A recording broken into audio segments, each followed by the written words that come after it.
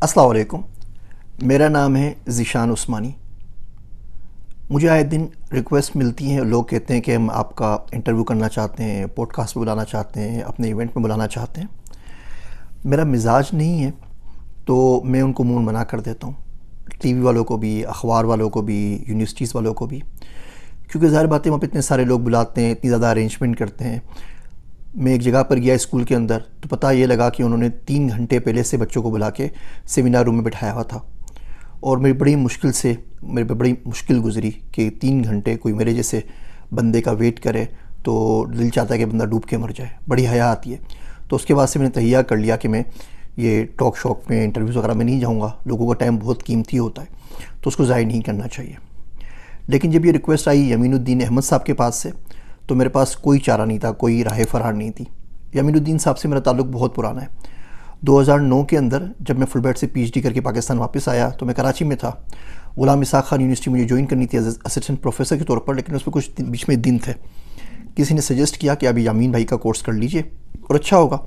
میں نے دنیا بھر کے بہت سارے کورسز کیے ہوئے تھے تو میں ان کورس کرنے کے لیے چلا گیا۔ ٹائم لینڈرز کا کورس تھا، اسٹیٹک ویژن کے اوپر، اور یامین بھائی پڑھا رہے تھے۔ جب یہ کورس پڑھا سمجھا تو بڑا اثر ہوا کہ جو کچھ زندگی میں کیا ہے وہ تقریباً ضائع ہو گیا ہے۔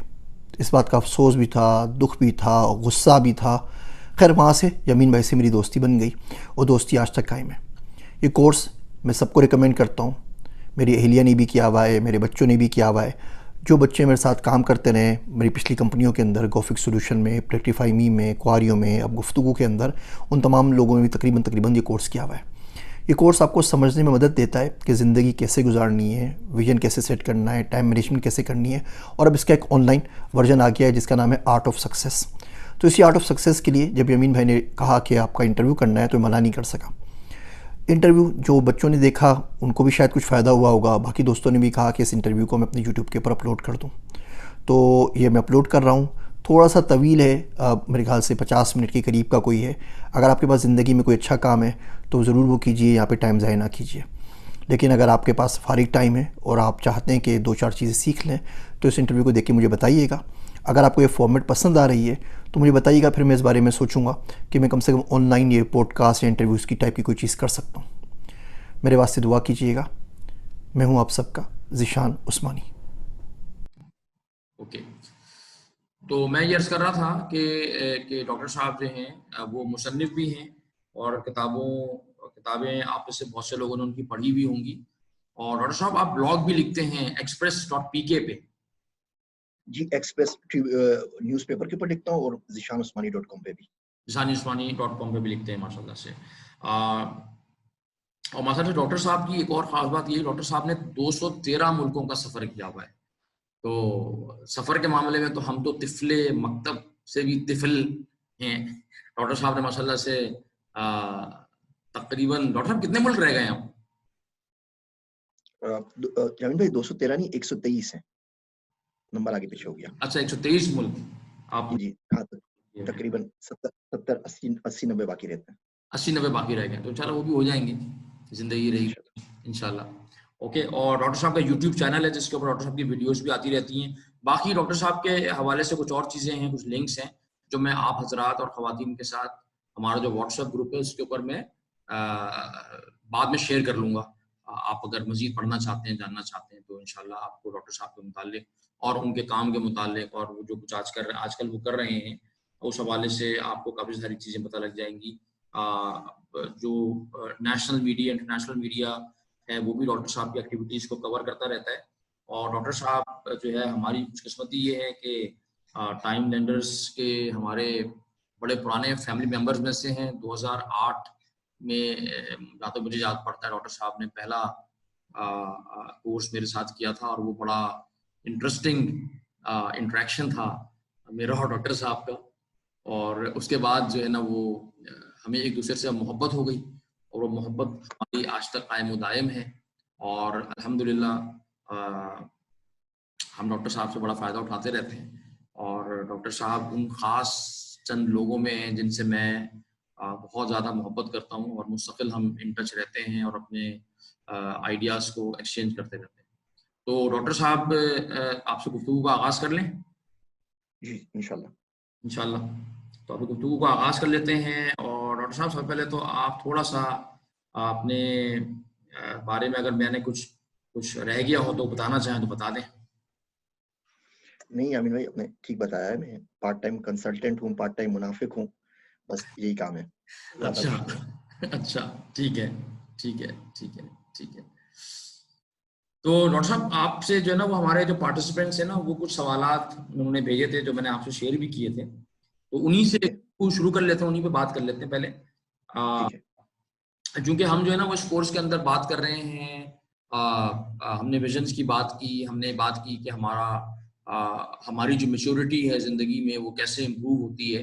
اور اس میں 3 ایریاز کی ہم نے بات کی. ایک ہم نے کور کی بات کی کہ کور کے اندر آپ کی جو آئیڈیالوجیکل فاؤنڈیشن ہوتی ہے، اور آپ کا جو الٹیمیٹ پرپز ہوتا ہے، جو اللہ تعالیٰ کی عقیدت ہے، وہ آتی ہے. اور اس کے بعد آپ کا کیریکٹر، آپ کے کیریکٹر ٹریٹس ہیں، وہ آپ کو چاہیے ہوتے ہیں زندگی کو بلڈ کرنے کے لیے. ہر انسان کو چاہیے ہوتے ہیں. کچھ پازیٹیو کیریکٹر ٹریٹس ہمیں اپنی پرسنالٹی میں چاہیے ہوتے ہیں، کچھ نیگیٹو ٹریٹس سے ہمیں چھٹکارا پانا ہوتا ہے. اور تیسری چیز ہوتی ہے کہ ہمیں کوئی بھی کام کرنے کے لیے اس کی کانفیڈنس کی ضرورت ہوتی ہے. ماشاء اللہ اللہ آپ کو نظر بد سے بچائے. آپ نے بہت کم عمر میں کافی کچھ اچیو کیا الحمدللہ. تو پہلا سوال تو آپ یہ بتائیں کہ آپ نے زندگی میں جو کچھ تجربے کیے، مشاہدے کیے، جو کچھ بھی سیکھا، تو اتنے ایکسپیرینس کے بعد تو آپ کیا سمجھتے ہیں کہ any thing that you would have done differently as a lesson learn from the vast experiences of life, اتنے لوگوں سے ملنا، اتنا ٹریول کرنا اور فیلوشپس کا ہونا، تو کیا آپ اس پہ کیا رسپانس ہوگا آپ کا؟ بڑا مشکل سوال ہے.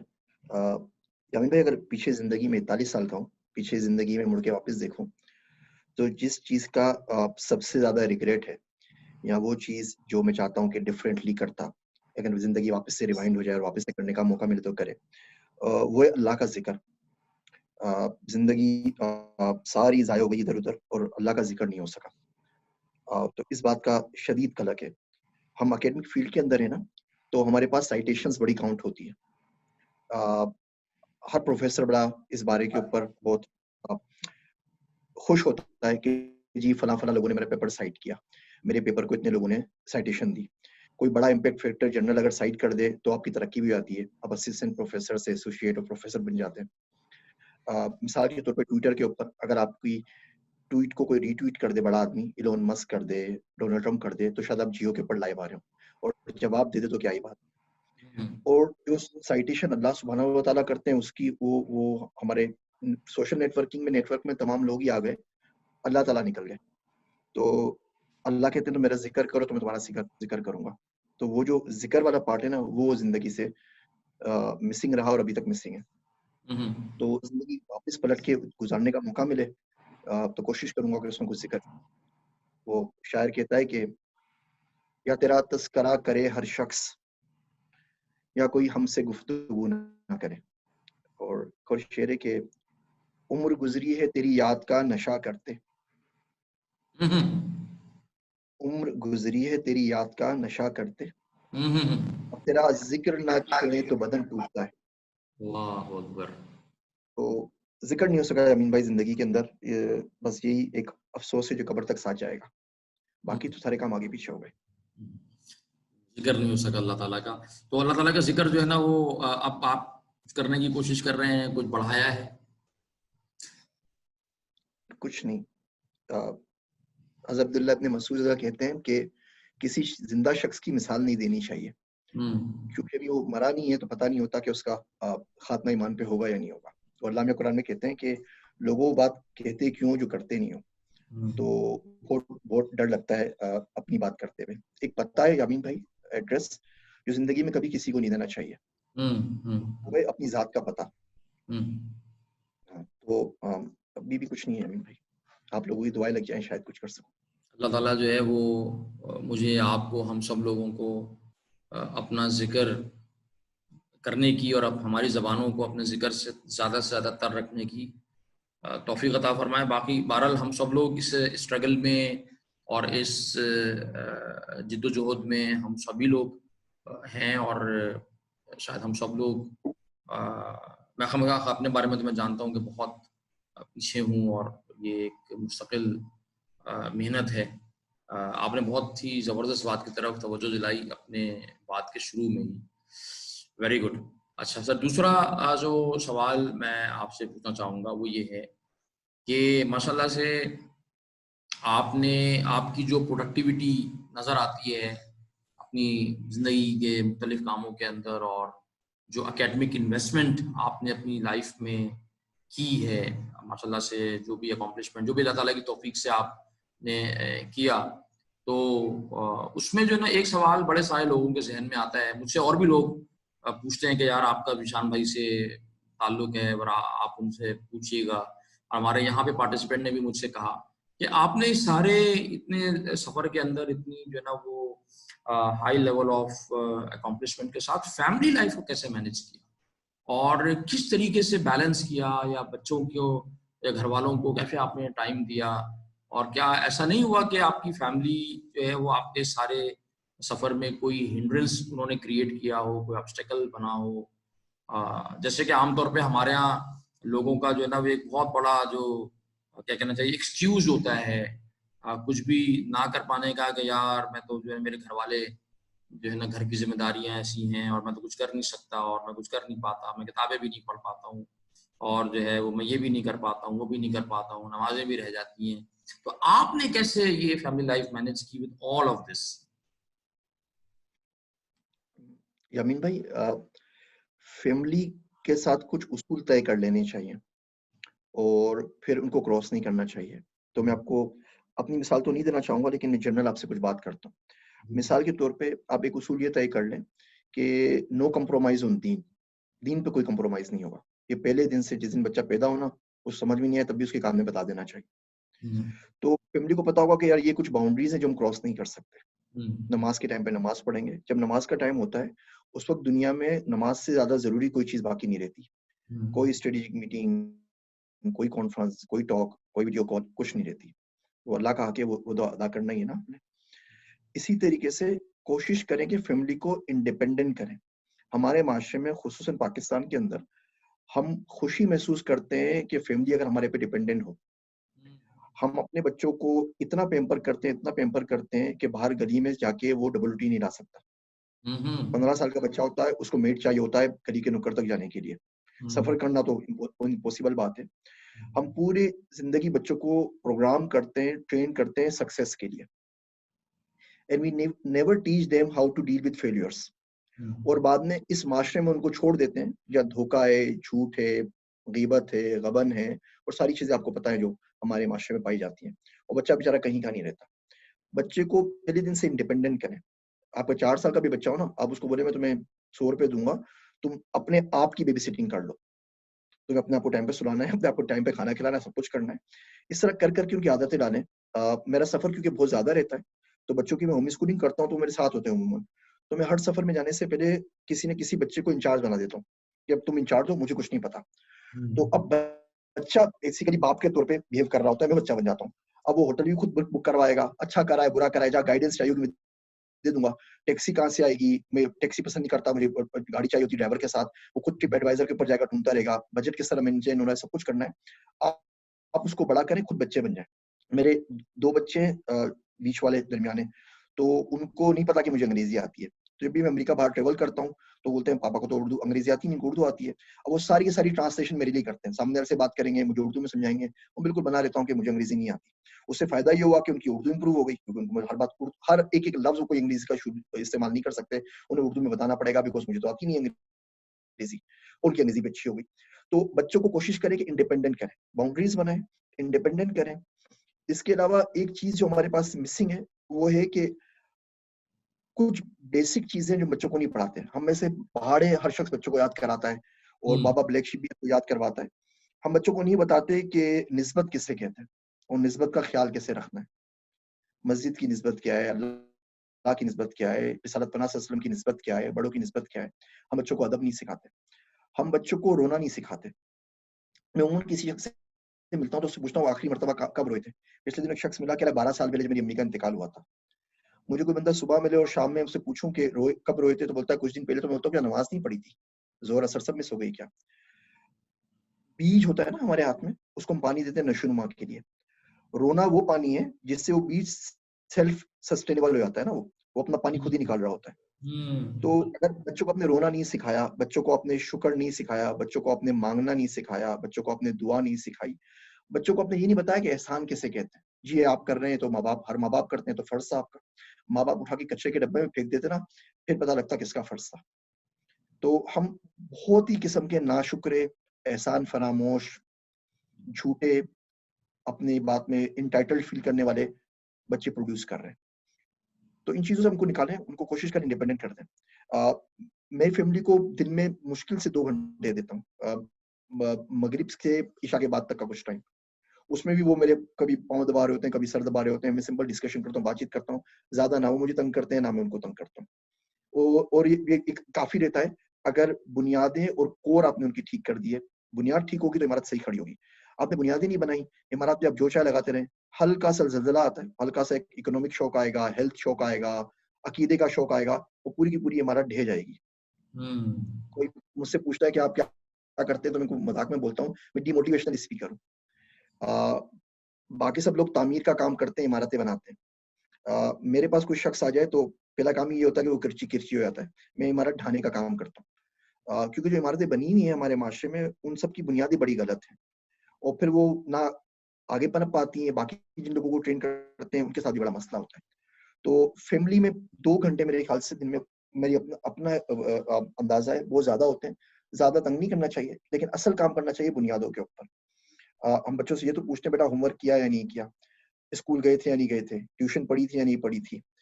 یہ کبھی نہیں پوچھتے کہ اللہ کا فرض کیا ہے, اللہ کا احسان کیا ہے, ماں باپ کے حقوق کیا ہے. تو بس فاؤنڈیشن پہ کام کریں, بچے اپنے آپ کریں گے. بچے ہمارے بیسیکلی ہوتے نہیں ہیں, یہ اللہ کی امانت ہے جو خوش نصیبی سے آپ کے حوالے ہو گئی ہیں. بچوں سے کچھ ایکسپیکٹ نہیں کرنا چاہیے.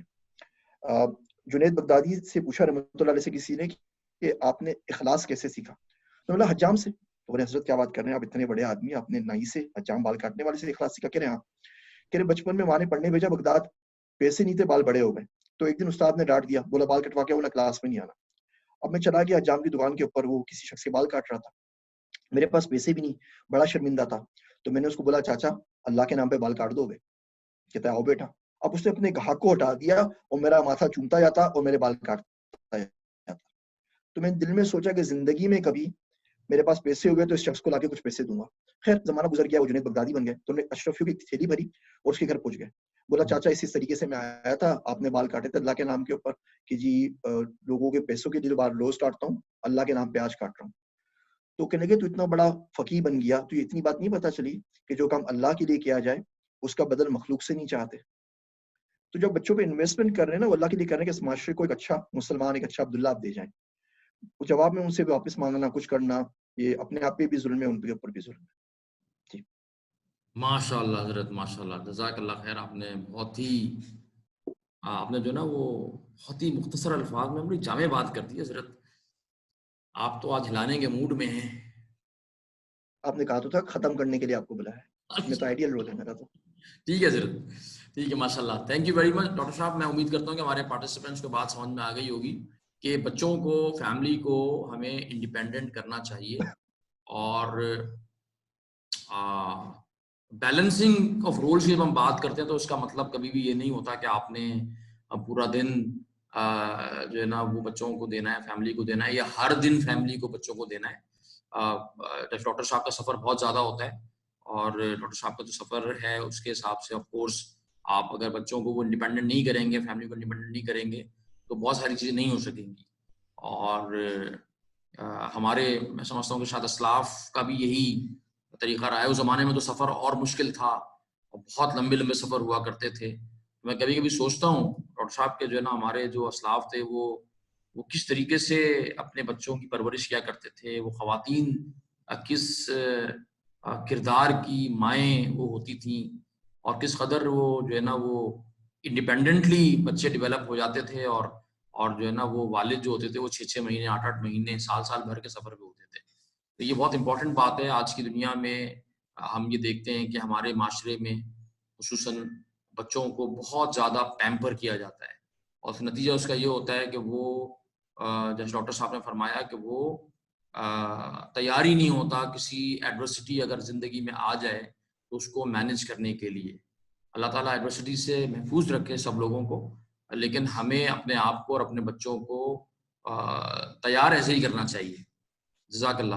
ڈاکٹر صاحب ایک اور سوال آپ سے جو ہے وہ یہ ہے کہ ماشاء اللہ سے آپ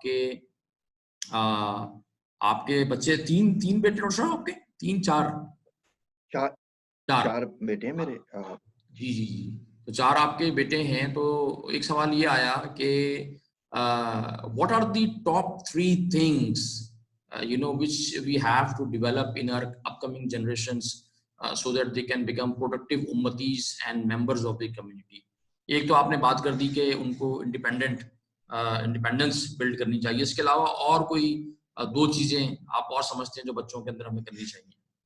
ایک تو دیکھیے میں نے نسبت کی بات کی, یہ نسبت فیملی میں ضرور ڈیولپ ہونی چاہیے. میں آپ کو چھوٹا سا واقعہ بتاؤں, ابھی 2 دن پہلے پیش آیا. ہم لوگ مدینہ شریف گئے تھے, مسجد نبوی میں نماز پڑھ رہے تھے, تو کسی خاتون کی میت آئی, ان کا جنازہ تھا وہاں پر, اور 4 ان کی بیٹیاں تھیں, وہ بڑی بری طریقے سے رو رہی تھیں. ماں کا کورونا میں انتقال ہو گیا تھا, بچوں کو بھی کورونا تھا, تو میری بیگم بھی ساتھ میں تھی. تو وہ لیڈیز سیکشن میں تو وہ بڑی کر رہی تھی, تو انہوں نے اپنا نقاب وقاب جو ماسک واسک سب اتارا اور جا کے ان لوگوں کو گلے لگا, ان کے ماتھوں کو چھوما, ان کو صبر دیا, دلاسا دیا, گھنٹے تک کرتی رہی. اچھا تمام لوگ پیچھے تھے, ظاہر بات ہے کورونا تھا, ان کو سب کو پتا تھا ماں بھی کورونا میں انتقال ہوا ہے, بیٹی کو بھی کورونا ہے. تو واپس آئی تو میں نے پوچھا آپ نے کیا حرکت کی, مطلب ان کو کورونا تھا, سب کو پتا ہے, کوئی ان کے پاس نہیں گیا, آپ جا کے سب سے چپک بھی رہی ہیں, بات بھی کر رہی ہیں, ماتھے بھی چوم رہی ہیں, کیا ہوا ہے؟ تو کہنے لگی کہ میں نے سوچا کہ نسبت پہ الزام آئے گا.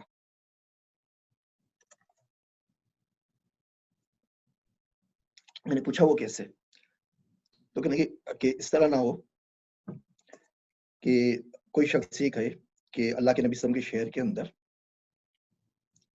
دلاسا دینے والا کوئی نہیں تھا.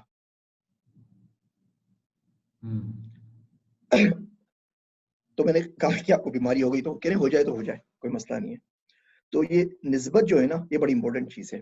ماں کی نسبت کیا ہے, باپ کی نسبت کیا ہے, نبی کی نسبت کیا ہے, اللہ کی نسبت کیا ہے.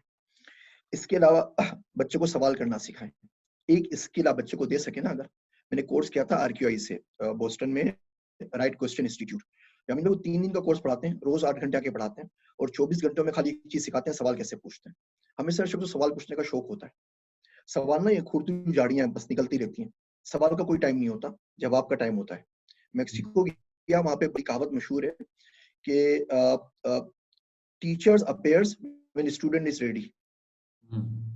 تو جواب تو اپنے وقت پر آئے گا, لیکن سوال کے بعد جو پوچھنا ہے اس کا جواب اسٹور کیسے کرنا ہے, اپنی لائف پہ امپلیمنٹ کیسے کرنا ہے, ہمیں کسی کو نہیں پتا ہوتا.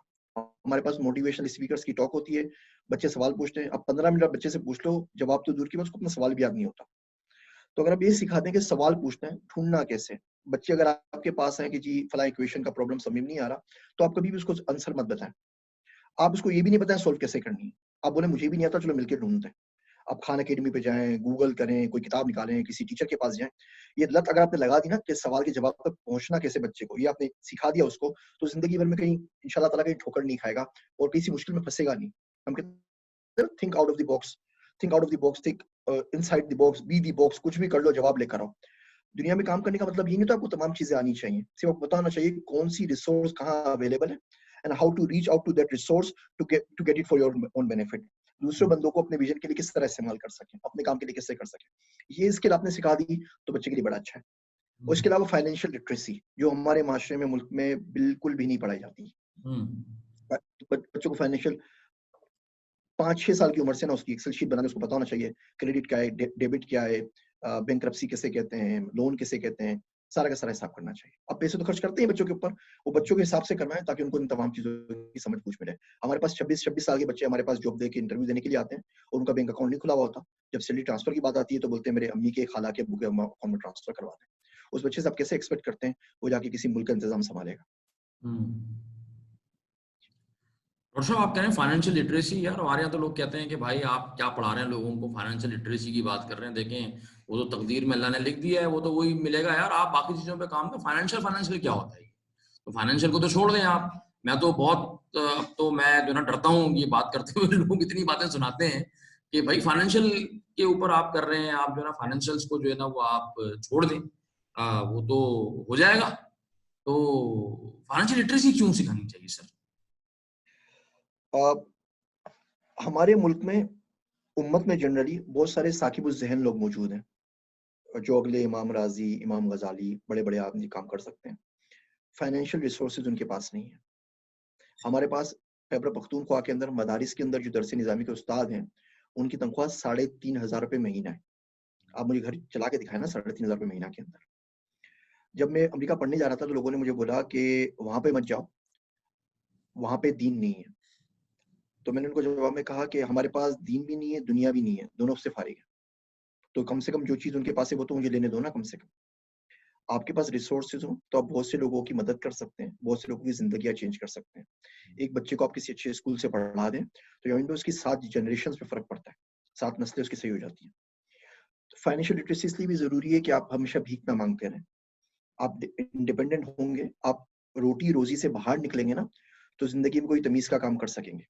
تو آپ فائنینشیلی انڈیپینڈنٹ نہیں ہوں گے تو آپ کا بچے کو کتا کاٹ لے گا تو آپ جا کے ڈاکٹر کو بولیں گے تو بولے گا 18,000 روپے کا شفا میں ٹیکا آتا ہے کتے سے کاٹنے سے بچاؤ کا، ورنہ بچے کو ریبیز ہوگی، بچہ مر جائے گا. اور بچے مر جاتے ہیں ہمارے ملک کے اندر، اور وہ نہیں سنے گا کہ آپ امت کے لیے کون سا کام کر رہے ہیں اور آپ ویژن کے لیے کیا کر رہے ہیں. کوئی شخص 1 لیٹر پیٹرول آپ کی گاڑی میں نہیں ڈلوائے گا. دنیا اسباب کی ہے. دیکھیں ہم حضرت مریم علیہ السلام کا واقعہ پڑھتے ہیں قرآن کے اندر کہ فرشتہ کے بولتا ہے درخت ہلاؤ، یہ شاخوں کو ہلاؤ گی تو کھجور گرے گی، نیچے کھجور گرے گی وہ کھا لینا. جو اللہ بغیر باپ کے بچہ دے سکتا ہے وہ تو کھجور ہی نہیں دے سکتا. جب آپ دنیا کے اندر آئے تو کام اسباب سے ہوگا. جب حضرت عیسیٰ علیہ السلام کا نزول واپس ہوگا دمشق کی مسجد کے مینار کے اوپر تو 7 آسمانوں سے مسجد کے مینار تک تو خود پہنچ جائیں گے. مسجد سے مینار کے لیے ان کو سیڑھی چاہیے ہوگی. جب آپ اسباب کی دنیا کے اندر آ گئے تو اپنے اسباب کو استعمال کرنا ہے اور اس کے بغیر کوئی چارہ نہیں ہے. یہ تو ساری ہمارے لیے نا، ہم کیوں چھوڑیں کہ کیا جنت دنیا کی اور دنیا کی آسائش خالی کیا کافروں کے لیے رہ گئی ہیں؟ ہمارے لیے کچھ نہیں ہے. بالکل ہمارا حق بنتا ہے، خدا بھی ہمارا، نبی بھی ہمارا، دنیا بنی ہمارے لیے اور ہم اس دنیا کو چھوڑ دیں کیوں؟ آپ نے واقعہ سنا ہوگا ایوب علیہ السلام کا، جب سونے کی ٹٹیاں کی برسات ہوئی تو جمع کرنے لگے تو کسی نے کہا کہ آپ کیا کر رہے ہیں؟ بولے اللہ کا کرم ہے، اللہ کا فضل ہے. اللہ کا فضل بالکل استعمال کریں. اور یہ وہ چیز ہے جس پہ غرور جائز ہے. آپ سینہ ٹھوک کے بولیں کہ میرے اللہ نے مجھے دیا، ہم نے بولتے نہیں ہے میرے باپ کا مال ہے تمہیں کیا ہے، تو سینہ ٹھوک کیا بولے میرے اللہ نے مجھے دیا، میرے اللہ کا مجھ پہ فضل ہے، تمہیں کی تکلیف ہو رہی ہے. تو بالکل حاصل کریں دنیا اور خوب حاصل کریں. مجھے بڑا شوق ہے پیسہ کمانے کا. ایک صاحب مجھے ملے کہنے لگے کہ ڈاکٹر صاحب آپ میں اور کتے میں کوئی فرق نہیں ہے، وہ بھی روٹی کے لیے بیٹھا رہتا ہے، آپ بھی بیٹھے رہتے ہیں. میں کہا نہیں وہ مجھ سے بہت اچھا ہے کیونکہ اگر اس کو ایک دن روٹی نہیں ملے تو گھر سے باہر نہیں جاتا، وہیں بیٹھا رہتا ہے. مجھے اگر کلائنٹ پیسے نہ دے تو اگلے دن میں کلائنٹ کے پاس سے بھاگ جاتا ہوں. آرام سے دماغ کی دہی نہ کریں، آرام سے نا پیسے کمانے دیں. پیسے ہی ہمارے پاس، پیسے کما کون ہے ہمارے پاس. تو بالکل دل کھول کے پیسہ کمائیے. اور اس کی فائنینشیل لٹریسی، غریب ہونا بہت عام سی بات ہے، ہر شخص غریب ہوتا ہے، گزارا کر ہی لیتا ہے نا، سارے غریب ہی ہوتے ہیں. امیر ہونا اور پیسے کو برتنا سیکھنا پڑتا ہے باقاعدہ. اس کے لیے آپ کو اسکلز چاہیے ہوتی ہیں کہ اس کو مینٹین کیسے رکھیں، اس کو خرچ کس طریقے سے کریں. پیسہ کمانا تو دنیا کا آسان ترین کام ہے. اب ریڈی لگانے پیسے کمانے لگ جاتے ہیں. خرچ کرنا بہت مشکل کام ہے اور یہ فائنینشیل لٹریسی کے بغیر نہیں آتا. ماشاء اللہ ماشاء اللہ سر، ماشاء اللہ حضرت، ماشاء اللہ، اللہ آپ کو خوش رکھے. اچھا ڈاکٹر صاحب، ایک اور بڑا امپورٹنٹ سوال یہ لوگوں کے ذہن میں آتا ہے کہ جب آپ کو لوگ دیکھتے ہیں ماشاء اللہ سے، آپ کے یوٹیوب چینل کو دیکھتے ہیں، آپ کی تحریروں کو پڑھتے ہیں، آپ کے اکمپلشمنٹس کو دیکھتے ہیں، تو بہت سارے لوگ ایسے ہوتے ہیں کہ جن کو اس بات پہ ڈپریشن سا ہونے لگ جاتا ہے کہ یار ڈاکٹر وشان صاحب جو ہیں یار ماشاء اللہ سے ہی از دیٹ مچ پروڈکٹیو، اور یار ایک میں ہوں یار، میں تو دیکھو میں تو کچھ جو ہے نا کر نہیں پاتا ہوں، میں تو 1 نمبر کا جو ہے نا وہ بالکل سست آدمی ہوں. تو آپ نے اپنے آپ کو اتنا پروڈکٹیو کیسے بنایا، اور کیا اور لوگ بھی پروڈکٹیو ہو سکتے ہیں؟ ماشاء اللہ سے آپ جو ہے وہ سال کی کئی 100 کتابیں پڑھتے ہیں جتنا میرے میرے میرے جو ہے نا وہ علم میں ہے. تو یہ پروڈکٹیوٹی کیسے آپ لے کر آتے ہیں اپنے اندر، اور لوگوں کو کیا مشورہ دیں گے اس حوالے سے؟ یامین بھائی 2-3 باتیں آپ سے عرض کروں گا. پہلی بات تو میں پروڈکٹیو نہیں ہوں، میں 1 نمبر کا ہڈے رام آدمی ہوں. بہت ساری چیزیں زندگی میں جمع نہیں ہوتی، کبھی بھی تنقید اور نفع جمع نہیں ہوتا. آپ کسی شخص کے اوپر گالیاں سنائیں، ٹول پلازا والے سے لڑیں اور بعد میں امید کریں وہ آپ سے ٹول نہیں لے گا. بیوی بچوں سے لڑائی کریں اور گھر میں سکون مل جائے، ایسا ہوتا نہیں ہے. اسی طریقے سے وفا اور حسن جمع نہیں ہوتے. بالکل اسی طریقے سے ذہانت اور ہارڈ ورکنگ جمع نہیں ہوتے. جو بندہ ذہین ہوتا ہے نا، بولتا ہے جو تم کام نے 24 گھنٹے میں کرنا ہے میں نے 1 گھنٹے میں کر لینا ہے، ضرورت کیا 24 گھنٹے کام کرنے کی. اگر یہ جمع ہو جائے تو بندہ پھر امام راضی، امام غزالی بنتا ہے. تو میں مشکل سے پورے دن میں شاید جو پیسے کمانے والا کام ہے وہ 2 گھنٹے کرتا ہوں, 1.5 گھنٹہ, 2.5 گھنٹہ, اس سے زیادہ نہیں ہے. کنسسٹینسی کی یا پروڈکٹیوٹی بڑھانے کی 2-3-4 آپ کو چھوٹے چھوٹے نسخے بتا دیتا ہوں. پہلی چیز یہ ہے کہ جو چیز آپ اللہ کو دیتے ہیں اللہ اس کو ملٹیپلائی کر دیتا ہے, 10 سے 70 سے 700 سے. ٹائم تھوڑا اللہ میاں کو دینے لگے. جب آپ اللہ کے ذکر میں ٹائم لگاتے ہیں وہ ٹائم ملٹیپلائی ہو کے آپ کو واپس ملتا ہے, جسے ہم برکت کہتے ہیں. ہم دیکھتے ہیں بڑے بڑے بزرگ گزرے 1000 کتابیں لکھ گئے, ہم 1000 کتابیں پڑھ نہیں سکتے زندگی میں, وہ لکھ کیسے گئے؟ اس وقت تو کوئی ٹائپ رائٹر نہیں تھا, کوئی کمپیوٹر نہیں تھا, کوئی ایڈیٹنگ نہیں ہوتی تھی, ہاتھ سے لکھا جاتا تھا. تو وہ برکت جو واپس آتی ہے اس کو آپ ایکسپلین کر نہیں سکتے, بس وہ آپ کی لائف میں آ جاتی ہے, اور وہ آتی ہے ذکر سے. دوسرا جو دعائیں آئی ہیں مسنون دعائیں, وہ ملا علی قاری نے کتاب بنائی ہے حزب الاعظم کے نام سے, اور تمام مسنون اور اوتھینٹک دعائیں اس میں لکھی ہیں. یہ دعائیں جو سنت دعائیں ہیں نا, ان کا فائدہ یہ ہوتا ہے کہ انہوں نے قبولیت کے راستے دیکھے ہوئے ہوتے ہیں, اور اگر آپ ان کو موقع کی مناسبت سے مانگیں تو وہ ٹائم بائی کر دیتی ہیں. لٹرلی مطلب ٹائم ٹیبل والا سین ہو جاتا ہے, آپ کے پاس ٹائم زیادہ ہو جاتا ہے, 24 گھنٹے آپ کے 48 گھنٹے بن جاتے ہیں سنتوں کو اگر آپ خیال کریں تو. اس کے علاوہ آپ کنسسٹینسی لائیں. یہ فرق نہیں پڑتا کہ آپ 1 گھنٹہ پڑھیں یا 2 گھنٹہ پڑھیں. میں آپ کو چھوٹا سا مثال دیتا ہوں کسی شخص کی, عبداللہ مثال کے طور پہ. اور ٹائم کیسے مینیج کرے گا؟ اگر بندہ رات کو 11 بجے سو جائے تو 3 بجے آرام سے اٹھ سکتا ہے تہجد کے اوپر. تہجد پہ اٹھے, تہجد کے اوپر تھوڑا سا ذکر کر لے, فجر پڑھ لے. اب فجر سے لے کے 7-8 بجے تک وہ ٹائم رکھے اپنے کریٹو کاموں کے لیے. لکھنا ہے, ٹو ڈو لسٹ بنانی ہے, سوچنا ہے کہ کیا کام کرنا ہے ویژن پہ, کیا نہیں کرنا. 8 سے 12 وہ کام کرے آفس کا. پوری دنیا میں 4 گھنٹے سے زیادہ پروڈکٹیو ٹائم کسی کا نہیں ہے, نہ مائکروسافٹ میں, نہ گوگل میں, نہ علی بابا میں, نہ فیس بک میں. بندہ واش روم جاتا ہے, اخبار پڑھتا ہے, دوستوں سے ملتا ہے, سگریٹ پیتا ہے. 8 گھنٹے میں 4 گھنٹے پروڈکٹیو بنتے ہیں نا. کام یہ کرنا ہے, اچھا تو یہ کام کر لے, 12 بجے وہ سو جائے, 2:30-3 بجے سو کے اٹھے آرام سے. پھر وہ اپنی پرسنل ڈیولپمنٹ میں کام کرے, عصر سے لے کے 3 بجے سے لے کے مغرب تک. مغرب سے عشاء فیملی کو ٹائم دے دے, عشاء کے بعد پھر 2-3 گھنٹے پڑھ لے اور آرام سے سو جائے. تو اس کی 8 گھنٹے کی نیند بھی پوری ہو جاتی ہے, سارے کام بھی چلتے ہیں. اس میں کی جو ہے وہ کنسسٹینسی ہے. اب جو کام کر رہے ہیں اب آپ کی سیم روٹین ہونی چاہیے اگلے 20-50 سال تک. طوفان آئے, بارش آئے, کرسمس آئے, عید آئے, کسی میت ہو جائے, آپ کی روٹین کوشش کریں کہ چینج نہیں ہو, اسی روٹین پہ کام کرتے رہیں. دوسرا ڈسٹریکشن نہیں ہو. اگر آپ 2 گھنٹے پڑھنے کے لیے نکالتے ہیں, اس 2 گھنٹے میں آپ نے 16 مرتبہ واٹس ایپ چیک کرنا ہے, اور 20 دفعہ فیس بک چیک کرنا ہے, اور 2 دفعہ ٹویٹر پہ جانا ہے, اور 4 دفعہ کسی اور سے بات کرنی ہے, تو فائدہ نہیں کچھ بھی پڑھنے کا. تو جب آپ 4 گھنٹے کام کر رہے ہیں تو صرف آپ کام کر رہے ہیں. جب آپ پڑھ رہے ہیں تو پھر گھر کا کوئی کونا سلیکٹ کر لیں, ٹیمپریچر اپنے حساب سے کر لیں, لائٹ اپنے حساب سے کر لیں. اب آپ صرف پڑھیں اور کچھ نہ کریں. تو یہ پروڈکٹیوٹی آپ بہت آرام سے لا سکتے ہیں اگر آپ کے پاس کنسسٹینسی ہوگی اور ڈسٹریکشنز نہیں ہوں گی. مطلب کوئی تمیز نہیں نا کہ آج کل کا بچہ جو پڑھ رہا ہو وہ زندگی میں ٹی وی دیکھ رہا ہو, وہ نیٹ فلکس دیکھ رہا ہو, وہ گانے سن رہا ہو, کیا کر رہا ہو. زندگی میں صرف 2 قسم کے لوگ ہونے چاہیے آپ کے پاس. ایک وہ جن سے آپ سیکھ رہے ہیں, ایک وہ جن کو آپ سکھا رہے ہیں. اس کے علاوہ جتنے لوگ زندگی سے ختم کر دیجیے اگر آگے بڑھنا ہے تو, ورنہ پھر جو کر رہے ہیں وہ کرتے رہے آرام سے. وقت جو ہے نا, ہم کہتے ہیں نا ٹائم مینجمنٹ, ہم ٹائم مینیج کر نہیں پاتے. ٹائم ہے جو ہمیں مینیج کر رہا ہوتا ہے. آپ کو پتا ہے وقت کی ضد کیا ہے؟ وقت کی ضد ہے فنا, بقا. ضد بقا ہے, وقت کا مطلب فنا ہے. جس چیز کے ساتھ آپ ٹائم لگا دیتے ہیں اس کو موت آنی ہے. جو چیز ٹائم سے مبر رہا ہے اس میں موت نہیں ہے. جس چیز کے ساتھ ٹائم ہے نا اس پہ موت لازمی آنی ہے. وقت کا کام ہی ہمیں فنا کر کے چھوڑنا ہے. جب تک وقت نہیں لگائیں گے تو بندہ مرے گا نہیں. اس کی ضد بقا ہے, اور بقا اللہ کے ذکر سے آتی ہے. تو وقت اتنا مینیج نہیں کر پاتے, لیکن یہ کہہ رہا ہوں جس طرح ہم کنسسٹینسی کی بات کی, ڈسٹریکشنز کو زندگی سے نکال دیجیے. آپ جا رہے ہیں کافی پینے دوست کے ساتھ باہر ٹھیے پہ بیٹھ کر 2 گھنٹے گزار کر آپ آ گئے. مطلب اگر کوئی بندہ آپ سے پوچھے کہ جی ذیشان صاحب آپ کے زندگی میں جولائی 17 کا دن نہیں ہوتا تو کیا ہوتا, تو میں اس کا سر پھاڑ دوں, بولوں دماغ خراب ہے. 3 گھنٹے میں نے کورس کیا صبح, وہ نہیں ہوتا. 2 گھنٹے کتاب پڑھی, وہ نہیں ہوتی. اللہ کا ذکر نہیں ہوتا, یہ نہیں ہوتا, وہ نہیں ہوتا. آپ لوگوں سے پوچھیں گے اگر ہفتہ زندگی کا آپ سے نکال دوں کیا ہوگا, پھر کچھ فرق نہیں پڑے گا. ہاں میں نے وہ بریانی کھائی تھی وہ مجھے یاد آ رہی ہے. تو آپ کو دن میں نا آپ کا ہر اگلا دن پچھلے دن سے بہتر ہونا چاہیے. کچھ نہ کچھ آپ نے اس دن اپنے لیے کیا ہو, کسی کے لیے کیا ہو. تو کنسسٹینسی از دی کی, اور ڈسٹریکشنز اپنی زندگی سے نکالنی ہے. تو پروڈکٹیوٹی اپنے آپ آ جائے گی. بیچاری کہاں جائے گی, وقت تو گزرنا تو ہے نا, وہ جائے گا کدھر, وہ آپ پہ لگے گا.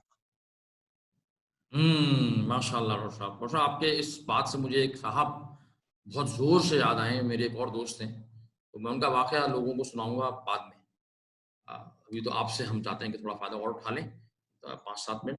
اچھا ڈاکٹر صاحب, ایک اور سوال جو ہے وہ آ گیا ہے. میرے لیے یہ بہت ہی مشکل سوال ہے, اور لیکن مجھے لوگوں نے کہا کہ آپ سے پوچھا جائے. وہ یہ سوال تھا کہ بھائی ڈاکٹر صاحب آپ نے ہمارے ساتھ جو ہے نا وہ آج سے کوئی میرا خیال میں کوئی 12 سال پہلے ورک شاپ کی، ویژنس کی ورک شاپ بھی کی آپ نے، خیر ساری ورک شاپ ماشاء اللہ کی، آپ کی اہلیہ صاحبہ نے بھی کی، اور خیر وہ جو پہلا انٹریکشن تھا وہ اپنی جگہ پر ہے، اس کا ذکر تو آپ نے اپنی کتاب میں بھی شاید کر دیا ہے، جستجو کا سفر کے اندر، وہ بہت سے لوگوں نے پڑھ بھی لیا ہے، لیکن کیا ہماری کسی ورک شاپ سے یا مجھ سے آپ نے جو انٹریکشن آپ کا میرا رہا ہے تو اس سے کوئی آپ کی زندگی میں فرق پڑا؟ یہ میرا سوال نہیں ہے، یہ ایک ہمارے بلکہ 3-4 پارٹیسپینٹ نے مجھے یہ سوال بھیجا تھا کہ آپ کہ ڈاکٹر صاحب اتنے اکمپلش آدمی ہیں آلریڈی ماشاءاللہ سے، تو آپ ان کو کیا آپ نے سکھا دیا یار؟ آپ کے پاس تھا ہی کیا کہ آپ ان کو سکھاتے؟ آپ کو تو ان سے سیکھنا چاہیے تھا۔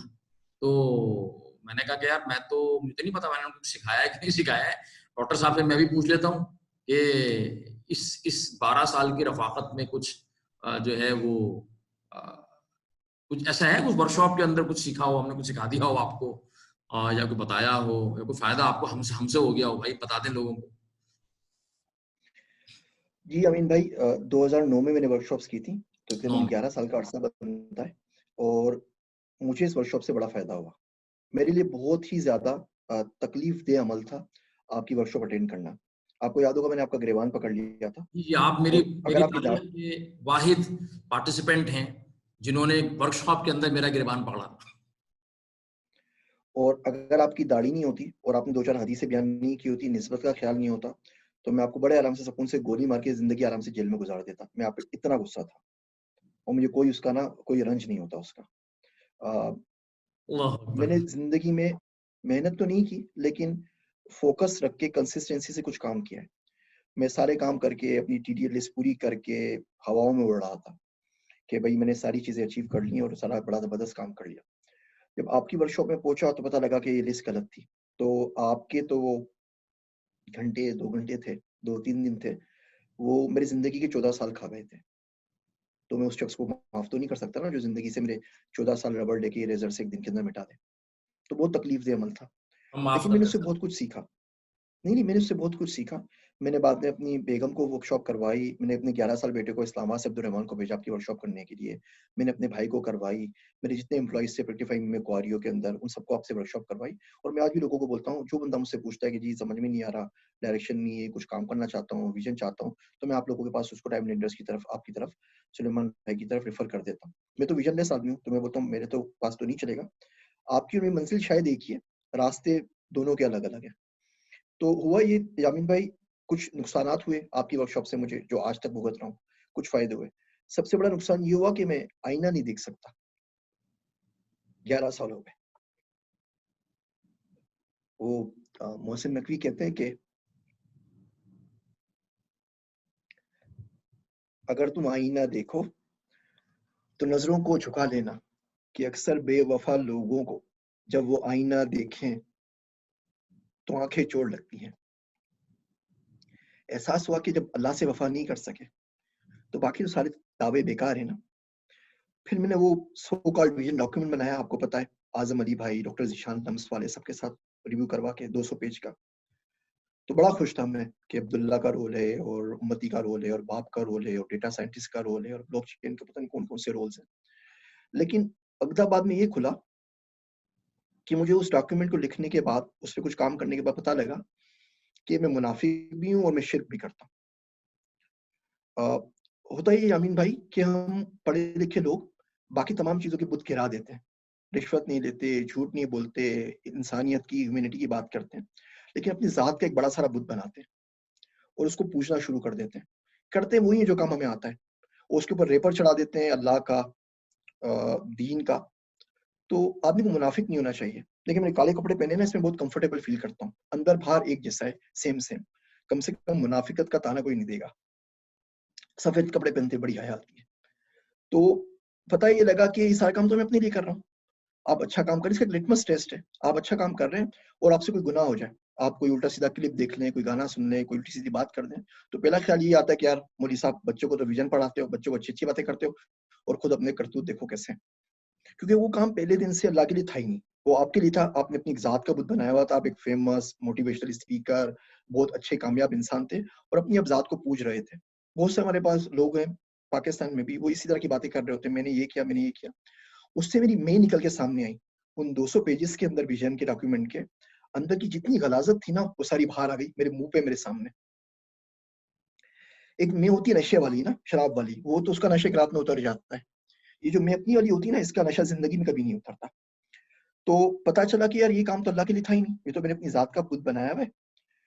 ویژن سے، پڑھنے لکھنے سے لوگوں کو بڑی ترقی ملتی ہے اور لوگوں کو ضرور کرنا چاہیے.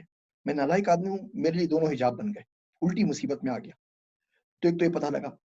دوسرا پتا لگا کہ منافقت کا اس طرح میں کوئی مجھ سے پوچھتا ہے کیا کرتے ہیں تو میں بولتا ہوں میں پارٹ ٹائم کنسلٹنٹ ہوں، پارٹ ٹائم منافق ہوں. پتا لگا کہ اللہ میرے لیے بڑا نہیں ہے. ہم نماز میں بولتے ہیں اللہ اکبر اللہ اکبر، آدمی کو لیکن جھوٹ نہیں بولنا چاہیے.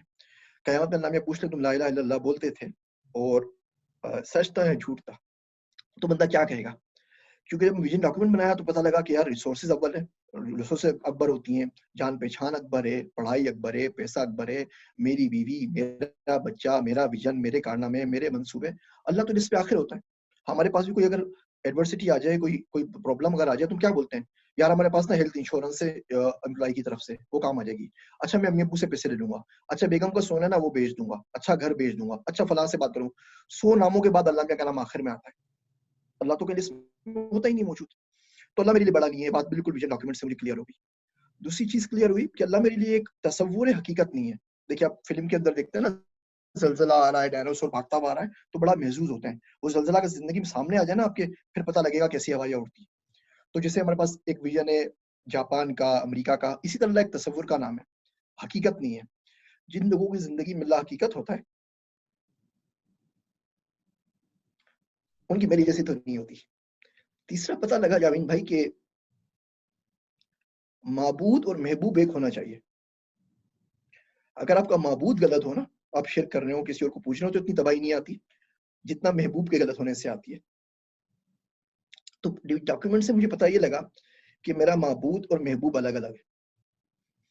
اور جو یہ ریئلائزیشن تھی نا، یہ بڑی تکلیف دہ تھی. اس پہ مجھے آج تک آپ پہ غصہ ہے. وہ کہتے ہیں کہ معلوم ہے اتنا کہ ہمیں کچھ نہیں معلوم، جانا ہے کہ کیا جانے گا جو جان گیا ہے. وہ میرا ایک شعر بڑا پسندیدہ کہ ہم بارگاہ عشق میں مقبول یوں ہوئے، ہم بارگاہ عشق میں مقبول یوں ہوئے، خود سے بچھڑ گئے تیری قربت کے شوق میں. تو اس کے بعد سے پھر میں ریورس ٹریک پر آ گیا. پھر میں نے سرنڈر کر دیا. میں کہا کچھ نہیں. میرے ایک ٹیچر تھے مفتی کمال لمس میں، وہ کہتے تھے کہ غلط سمت میں بھاگنے سے بہت بہتر ہے کہ بندہ صحیح سمت میں منہ کر کے کھڑا ہو جائے. بولے اللہ میاں سے، بولے اللہ میاں آپ کریں. اب صحابہ کرام تو ہی نہیں میرے پاس کہ ان کے پاس جا کے پاؤں میں پڑھوں، مجھے نہیں چلنا آتا. میں دعا ہمیشہ مانگا کرتا ہوں. وہ دعا ہے کہ اللہ مجھ سے بچا لے. تو یہ میں خود تھا اپنی ذات کے پیچھے پڑا ہوا، میرا شمار بھی تو میرے دشمنوں میں تھا. جو بڑے لوگ ہوتے ہیں وہ تعمیر کا، ویژن کا کام کرتے ہیں. میرے میں وہ گٹس ہے نہیں نا یمین بھائی. تو مجھ سے یہ ویژن ہوتا نہیں ہے. تو میں تو ویژن لیس ہوں، اللہ خود ہی پار لگائے تو لگائے. لیکن ڈاکیومنٹ سے فائدہ مجھے بڑا ہوا. اور اس میں بڑی عجیب آپ سے ریلیشن شپ ہے میری. لوگوں کو خدا واسطے کا بیر ہوتا ہے، مجھے آپ سے خدا واسطے کی محبت ہے. آپ کو یاد ہے آپ کو میں لاہور میں پکڑ کے دادا دربار لے گیا تھا، گوال منڈی میں آپ نے مجھ سے وعدہ بھی کیا تھا. تو مجھے بڑا فائدہ ہوا. کم سے کم جو اندر کا جانور تھا وہ نکل کے پہلی مرتبہ سامنے آیا. اور حیرت اس بات کے اوپر ہوئی کہ اس کو میں نے پہلے کیوں نہیں دیکھا. نہ انٹرمیڈیٹ میں دیکھا، نہ بیچلرز میں دیکھا، نہ ماسٹرز میں دیکھا، نہ پی ایچ ڈی میں دیکھا، نہ فل رائٹ پہ دیکھا، نہ ایزن فیلوشپ پہ دیکھا. اور وہ میں نے اپنے ہاتھ سے لکھا تھا نا، تو اس میں جھوٹ کچھ نہیں ہے. بندہ اپنی ذات کا بہترین نقاد ہوتا ہے. اپنے آپ سے تو جھوٹ نہیں بول سکتا نا. اپنے ساتھ تو 24 گھنٹے گزرتے ہیں نا میرے. تو کسی اور نے لکھ کے ڈاکیومنٹ نہیں دیا تھا. آپ نے سلیمان بھائی نے لکھ کے نہیں دیا تھا. میں نے خود اپنے ہاتھ سے لکھا تھا میں یہ ہوں اور مجھے یہ کرنا ہے. اور جب اس کی سیویریٹی سامنے آئی نا کہ وہ کتنا غلیظ ہے، تو ڈر گیا میں. کبھی کبھی ہوتا ہی ہے کہ بندہ اپنے لکھے اپنے کہے سے ڈر جاتا ہے. تو میں سن ہو گیا. اور 11 साल हो गए अमीन भाई, अभी तक सुनो तुम्हारा तो आईना नहीं देख पाता, ये सारा कसूर आपका है। कहीं किसी बड़ी मीटिंग में जाना तो बेगम या बच्चा कोई बाल बना देता है, और बार बार शॉप पे जाता हूँ तो आंखें बंद करके बैठना पड़ता है। तो फायदे भी हुए, कुछ नुकसान भी हुए, बस जो होना था हो गया।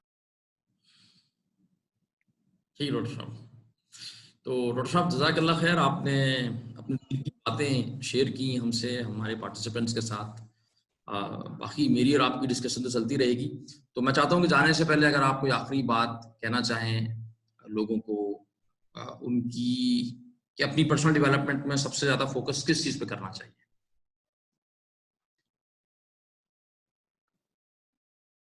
अल्लाह से ताल्लुक के ऊपर, और कभी किसी शख्स को ताना नहीं देना चाहिए। हम लोग विजन वगैरह पढ़ते हैं, अच्छी चीजें पढ़ते हैं, उसकी एक तलवार बना लेते हैं और फिर लोगों के सर कलम करते फिरते हैं। अल्लाह से ताल्लुक का दावा उसे करना चाहिए जिसकी कमर बिस्तर की गर्मी को तरसे। मेरे जैसे लोगों को डरना चाहिए। किसी दिन कोई अल्लाह वाला जुबान के नीचे आ गया ना, तो आहों के हिसार में दुआएं राख कर देगा। मरी रोड के ऊपर कुत्ता बैठा था, बीच रोड के ऊपर, तो लोग उसको, कोई टक्कर मार रहा था, कोई रिक्शावाला मार रहा था, एक रेडी वाला गया, उसने उस पर खोलता हुआ पानी फेंक दिया। तो वो जब उठता, फिर वो बीच में, आपने देखा होगा कुत्ते रोड पे बीच में आके बैठ जाते हैं। तो कोई गुजरा वहां से अल्लाह का बंदा, तो मैंने उससे बात की, उससे बोला क्या करते हो? तो उसने जवाब में दिया कि बारी ताला ने रख छोड़ा है कि लोगों का सबर आजमाऊं।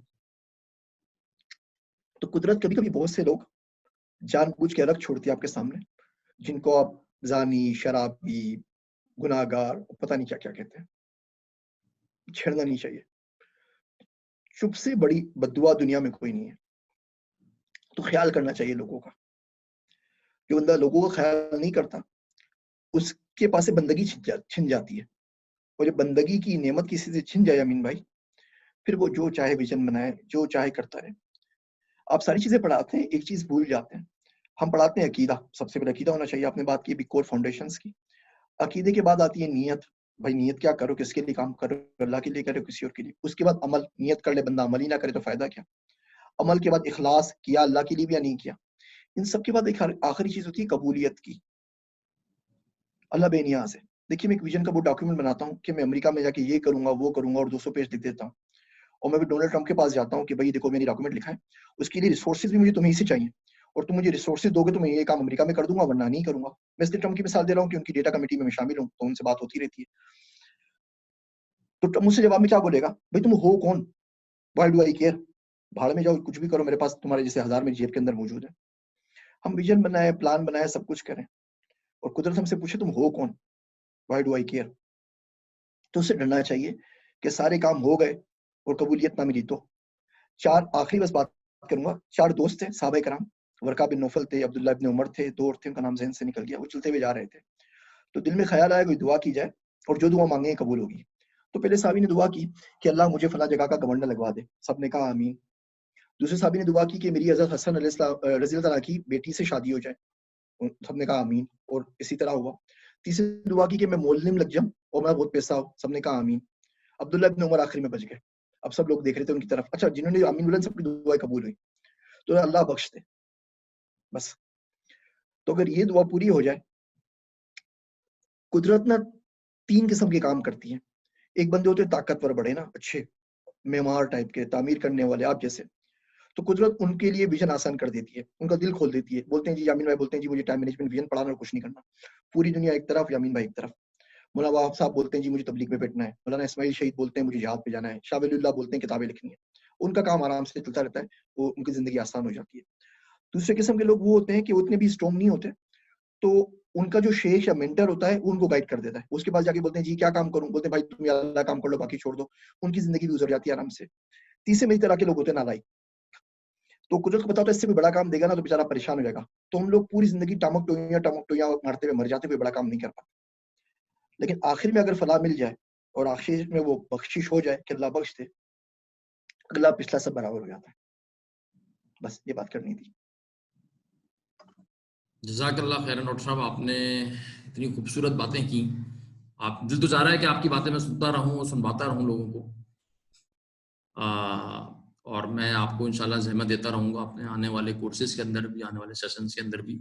آپ بہت خوبصورت انسان ہیں اور اللہ تعالیٰ گواہ ہے کہ میں آپ سے بہت زیادہ محبت کرتا ہوں، اور یہ اللہ کا فضل ہے کہ اللہ نے دل میں جو ہے وہ اتنی محبت ڈالی ہے آپ کی.